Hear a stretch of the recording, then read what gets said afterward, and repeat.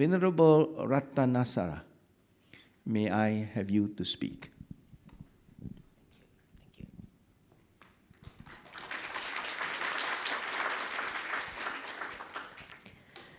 Our guest of honor, Ms. Sim Eun, the senior minister, dear friends, thank you very much for inviting me today.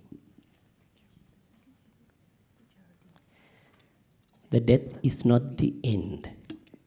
It is the beginning of another round of existence. From the Buddhist point of view, life goes beyond the death. Human thoughts are more powerful than we assume. What goes from this life to next life is dependently arisen consciousness. For that reason, it's very, very important to have a peaceful mind at the moment of the death. So it is a blessing to have a smooth departure. Now, in Buddhist teachings, we train our followers to face this last moment. In many cultures, the death is a taboo. As long as we ignore the fact in life, which is death, to that extent we become ignorant. But not in Buddhist teachings. In Buddhist teachings, you are encouraged to talk about the death. You are encouraged to think about the death. You are encouraged to accept the death and come to terms with it and go beyond the death, prepare for it. So there's a special way to prepare for our own death. This is a form of meditation. This meditation is known as developing mindfulness on death. It's a form of meditation. Buddhists, those who are practicing, they adopt these meditations in day-to-day life and develop awareness, mindfulness. In this meditation process, there are different stages. How we prepare someone to meet this last minute peacefully and with wholesome mind. In death meditations, we prepare the people to come to terms with it and face it physically and legally. This is physical and legal preparation. In the meditation process, we ask the practitioner to visualize and imagine that if that person were to face the death, will that person be able to come to terms with it peacefully? Are there unfinished business? Are there unfinished matters that will bother you? So you will be prepared here legally. What will happen if you are brain dead? What kind of action should be taken by the other people? What about your wealth and property? How should we deal with it?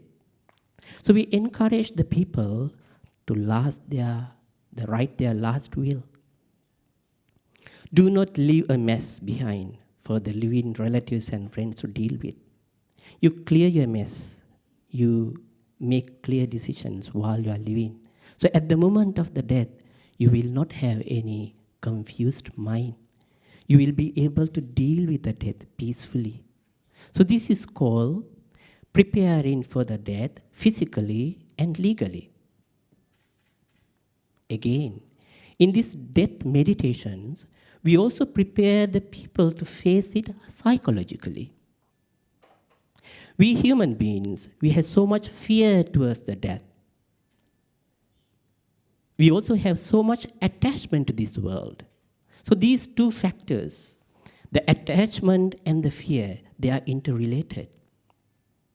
We have so much attachment to our loved ones, our loved things, pleasurable, favorable things, so we cannot leave behind them. But it is a fact. Sooner or later, we come to a point that we have to leave behind our pleasurable, favorable sight, sound, smells, touch sensations, our wealth, power, popularity. Whatever we earned, we have to leave behind and we have to die. That is the truth. So we need to prepare for this. So in order to prepare for this psychologically, we encourage the practitioners to contemplate on anicca, impermanent nature of the existence. Life is not static. It is changing. Every single moment we are changing. We are here only for a moment, only for a short period of time. So we understand the impermanent nature. So we let go the attachment. We reduce our attachment. So psychologically we prepare for the last moment to let go. And here we encourage the practitioner to imagine, visualize that you are facing your last minute in life and you have to leave behind your loved ones and your whatever you collected, whatever you earn here, and you have to leave behind. Are you ready for it? So here we encourage him to let go any kind of grudges towards their loved ones. If you have got any such kind of thoughts, such kind of grudges, it is time for you to let go. Forgive for your mistakes. Let go the grudges and have a good relationship while you are living here and now. We also encourage the practitioner to use their wealth in a proper way while they are living here. So at the last minute, they will not have any regrets, thinking that I did not use my wealth, or I did not have a good relationship with my loved ones, so now I had to leave behind them. So in this way, we psychologically prepare them to leave behind their wealth and their loved ones. So here, this is a part of the death meditation. We also prepare the practitioner spiritually. We understand the death is not the end. Beyond the death, we will be born. As Buddhists believe, after the death, those who do merits, they will be born in pleasurable, favorable realms, like divine realms and human realm. So you can wish to be born in one of these realms as you wish. So not only we prepare for the death, we also prepare beyond the death. In order to prepare beyond the death, we encourage all our practitioners to do merits, wholesome actions. Here we encourage them to do those actions which are karmically beneficial, socially beneficial, praiseworthy, and spiritually rewarding actions. These are the actions which are beneficial for all the humankind. Positive, constructive, wholesome types of actions. So we encourage them to uphold ethical, righteous principles. We also encourage them to do various kind of meritorious actions, like charity and other beneficial actions. And of course, we also encourage them to dedicate themselves for mental cultivation, meditation. Meditation is not optional if you are a true Buddhist. So we encourage our people to cultivate these virtues in life so they will be prepared beyond the death. So here, when we prepare the beyond the death spiritually, we come to a point in death meditation, we encourage the practitioner to evaluate one's own actions. Because as Buddhists, we believe after the death, we will be born in a suitable realm according to our own actions. We are the creators of our own hell or heaven. So here, depend on your own actions. Be a light to yourself. Prepare for your death and prepare for your next life. So we ask the questions from them. If you were to face the death, are you ready for it? Are you confident enough for your next life?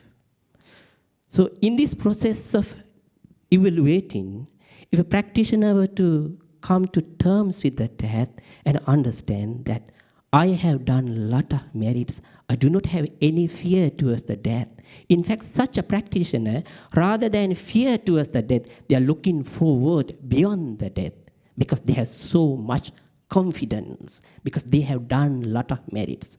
So in death meditation, when we practice in this way, by nature, people will keep away from evil, negative, unwholesome actions. By nature, they will dedicate themselves to do good. And they will spend their wealth in a proper way because they know after the death, they cannot carry the wealth with them. So while they are living here and now, they will spend their money in a useful way, in a practical way, for the well-being and happiness of everyone. And while they are living here, they will treasure the relationship because they know that sooner or later they have to depart from each other. So they will treasure the relationship. They will not keep any grudges because at the moment of the death, if you were to remember it, it will be only regretful. So you will let go the grudges. Since you develop the death meditation, since you are aware about it, since you are always contemplating about it, when the death comes, you embrace it. You do not have fear towards it. So in this way, if you were to practice mindfulness on death meditation, you will face the death peacefully with a wholesome mind. And as a result, as a Buddhist believe, you will be born in a pleasurable, favorable realm after the death. Thank you so much. Thank you so much. You are right on time. Let's give him a big hand. Yeah, as we listen, I think we are already learning so much. And thank you, Venerable.